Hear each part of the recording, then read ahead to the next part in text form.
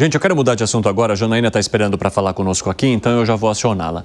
Os ministros do Supremo Tribunal Federal veem como mínimas as chances de avanço no Congresso sobre aquela proposta que pretende alterar a lei da ficha limpa, diminuir a punição, inclusive, por inelegibilidade de 8 para 2 anos. É uma das principais e que poderia beneficiar, neste caso, o ex-presidente Jair Bolsonaro.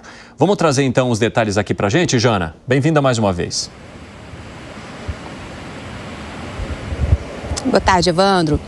Pois é, até porque, Evandro, se uma proposta dessa passar pelo Congresso, provavelmente vai ser alvo de judicialização e aí esse assunto vai acabar parando aqui no Supremo Tribunal Federal. O que tem se falado aqui no STF é que essa proposta do Congresso, do deputado Bibo Nunes, do PL, que está exatamente na Comissão de Constituição e Justiça, então mudando aí, como você disse, diminuindo o prazo de inelegibilidade de 8 para 2 anos, no caso de crimes aí de abuso de poder econômico ou político, ou uso indevido dos meios de comunicação, é o que a proposta prevê. Se isso também for aprovado no Congresso, aqui no STF tem se falado que essa proposta ela viola a Constituição, porque viola o princípio da proporcionalidade, viola direitos fundamentais. Esses crimes dos quais essa proposta prevê a redução aí do período de inelegibilidade são exatamente os crimes dos quais Jair Bolsonaro, ex-presidente da República, foi condenado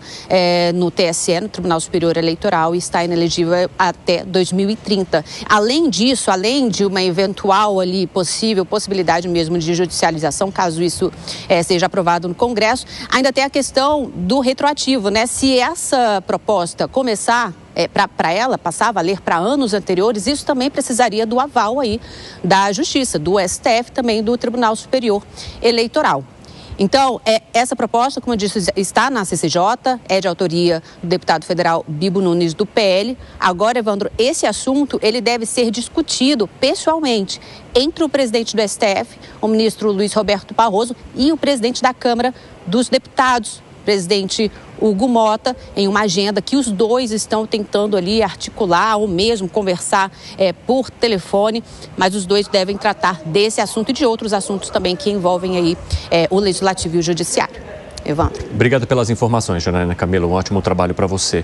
Muitos dizem também que há uma incoerência, em boa parte dos políticos que lá atrás defendeu a ficha limpa e que no momento que é exposto a ela, aí pede uma mudança ou uma redução. Isso está acontecendo, por exemplo, com o ex-presidente Jair Bolsonaro nesse momento em que ele está inelegível depois daquela decisão do Supremo Tribunal Federal. Eu quero saber de vocês como é que vocês avaliam essa análise que é trazida pelos ministros do Supremo Tribunal Federal de que é muito difícil se alterar essa lei. Ontem nós questionamos o senador Carlos Portinho sobre essa situação, até porque ele é o líder hoje do PL no Senado, que tem uma bancada gigantesca no Congresso Nacional, e ele menciona que ele, por exemplo, é favorável à lei da ficha limpa como está e que lá atrás a defendeu da maneira como foi votada e que ela veio a partir de um clamor popular diante dos escândalos de corrupção que provocaram, então, depois esse movimento para que esses parlamentares ou esses governantes que de alguma forma fossem condenados não retornassem tão cedo ao poder. E agora, Alan Gani? Porque também há um argumento do Supremo Tribunal Federal, pessoal, de que se houver a percepção de que o movimento acontece para livrar Jair Bolsonaro e permitir que ele concorra mais rapidamente a um processo eleitoral, isso aí poderia ser um desvio de finalidade, que também pararia, no fim das contas, no STF. Lá atrás, a ideia era muito boa, da ficha limpa. O Brasil vivia um grande escândalo de corrupção que contaminou toda a nação, todo o meio político, Poder Executivo, Congresso Nacional. Só que hoje a gente percebe que ela não é adotada de maneira com isonomia. Por quê? Por quê? Porque a gente percebe vários políticos lá de trás, envolvidos na Lava Jato, condenados por corrupção, que voltaram aí à cena política, parafraseando o vice-presidente da República, voltaram à cena do crime. Enquanto o Jair Bolsonaro, que numa decisão bastante controversa, dando ali uma opinião em relação a urnas, convocou embaixadores, foi acusado de uso impróprio dos meios de comunicação e abuso de poder político e econômico, sendo que não ficou claro o favorecimento a ele no processo eleitoral. Então eu vejo que não há mais uma isonomia. A gente vê políticos que foram condenados por corrupção, com uma materialidade do crime e que estão aí na vida política. Enquanto outros, numa decisão muito frágil, muito questionável, por juristas muito sérios, estão inelegíveis. Do jeito que está, a lei tem que ser igual para todo mundo. O que você acha, hein, Piperno, sobre esse argumento aqui do Gani? Eu acho que a gente tem agora uma versão do que poderia ser a lei da ficha limpa à la carte, né? Sob medida aí para alguns interessados. Tudo que vem do deputado Bibo Nunes, eu me permito desconfiar demais, né? Não vamos esquecer que o deputado Bibo Nunes é aquele mesmo que, alguns anos atrás, 2022, se eu não estou enganado, ele sugeriu que universitários da Universidade Federal de Santa Maria fossem queimados vivos. Ele disse isso. Quem não estiver acreditando em mim, procure na internet. Um dia, dois depois, ele gravou um vídeo pedindo desculpa, que estava nervoso, aquilo não era bem assim, mas ele disse, está lá. Então eu não vou confiar. Então, como é que eu vou acreditar na nobreza de propósitos, né, de uma sugestão vinda dele? Agora, eu realmente eu me divirto muito olhando mensagens antigas, né? O grande jornalista Jânio de Freitas, uma histórica figura do jornalismo brasileiro, uma vez ele escreveu, o Alicine, que o cidadão, para ser autorizado a consultar arquivos de jornais, ele deveria ter porte de armas.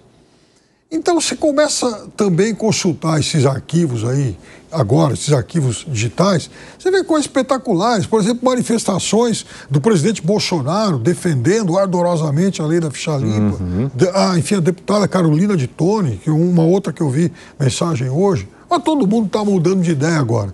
De qualquer forma, eu sou radicalmente contra essa proposta da anistia. O que você acha, hein, Zé?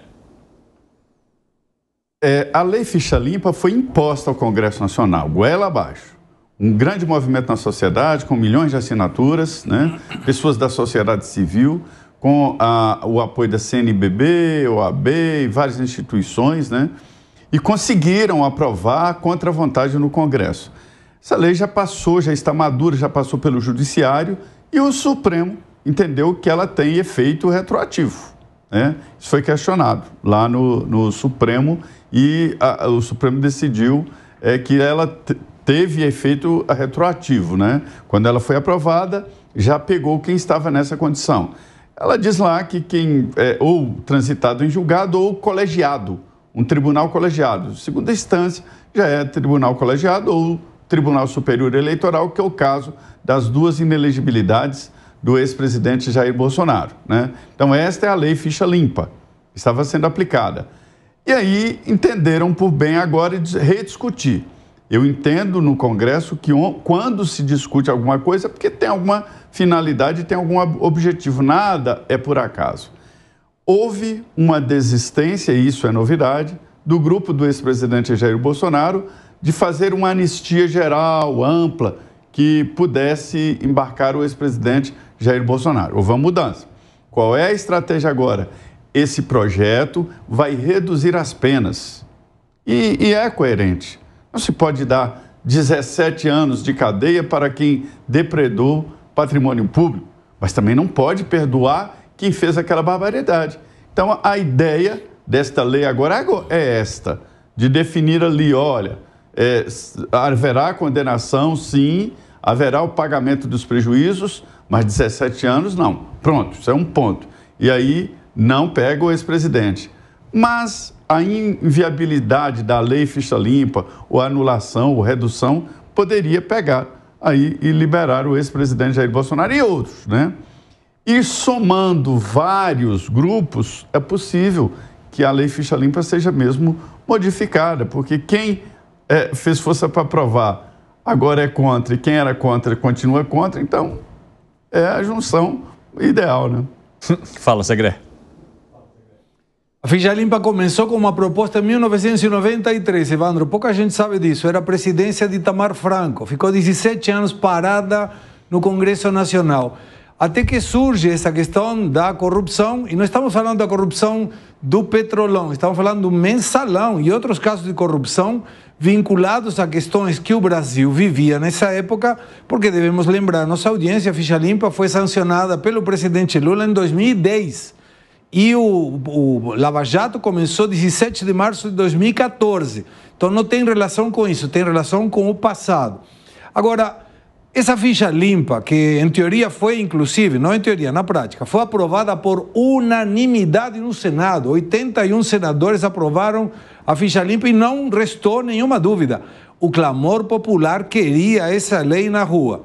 Mas, em 2016, no impeachment da então presidente Dilma Rousseff, a lei da ficha limpa foi rasgada pelo Supremo Tribunal Federal, quando o então ministro Lewandowski retirou a presidente do seu cargo, mas não colocou nela a inelegibilidade que determinava a ficha limpa.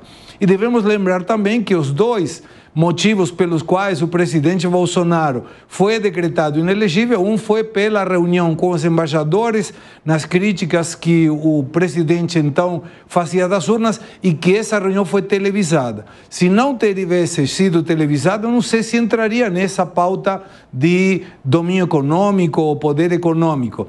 O outro motivo foi ele ter subido num palanque, num trio elétrico pago pelo pastor Silas Malafaia, em que o presidente Bolsonaro não colocou recursos, mas esse foi o motivo também do segundo motivo da inelegibilidade.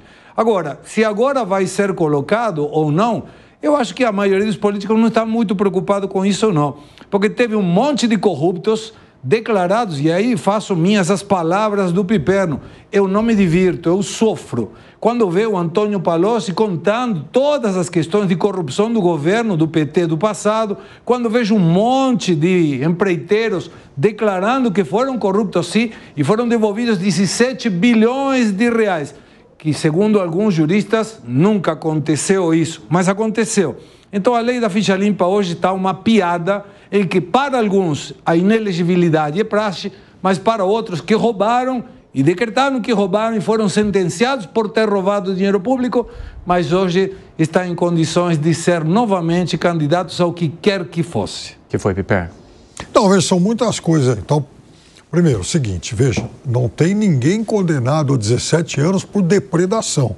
As pessoas que foram condenadas a 17 anos, elas foram condenadas por 5 crimes, né? Inclusive a abolição violenta do Estado de Direito, um deles. Agora, no caso da presidente Dilma, e eu discordei naquele momento da decisão do então ministro Lewandowski, mas não é que foi naquele momento abolida a lei da ficha, é que há uma outra lei que trata das inelegibilidades de, enfim, governantes políticos cassados e que dá a eles, enfim, imputa a eles uma pena